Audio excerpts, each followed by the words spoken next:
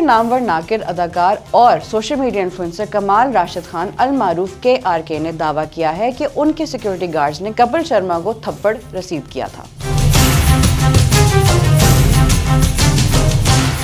भारतीय media reports के मुताबिक हाल ही में मिका सिंह की जानिब से ये दावा किया गया है कि कपिल शर्मा ने कमाल आर खान के घर हंगामा किया था। इसी सिलसिले में KRK ने अपने YouTube चैनल पर एक वीडियो शेयर की है जिसमें उन्होंने कॉमेडियन के साथ पेश आने वाले वाक़े का जिक्र किया। मिका सिंह ने दावा किया है कि वो और कपिल मेरे मुंबई वाले घर आए और बदतमीजी की। आप सब इस वाक़े को गूगल कर सकते हैं। हकीकत ये है कि दोनों उस रात नशे में थे। वो मेरे घर आए और सिक्योरिटी गार्ड से कहा कि दोनों मुझसे मिलना चाहते हैं, लेकिन गार्ड ने उन्हें अंदर जाने की इजाजत नहीं दी, तो वो मेरे घर के नीचे तस्वीरें खिंचवाने लगे और वहां से जाने से इनकार कर रहे थे और इसलिए मेरे सिक्योरिटी गार्ड्स को उन्हें थप्पड़ मारना पड़ा। उन्हें बाहर निकाल दिया गया और उस रात कपिल ने कुछ ट्वीट्स किए। जब मैंने सुबह वो ट्वीट्स देखे तो मैंने उन पर न रद्द अमल दिया। उनका कहना था कि मिका और मैं हमसाए हैं। तो अगले दिन मैं उनके घर गया और उन्हें वार्निंग दी कि आइंदा ऐसा ना करें।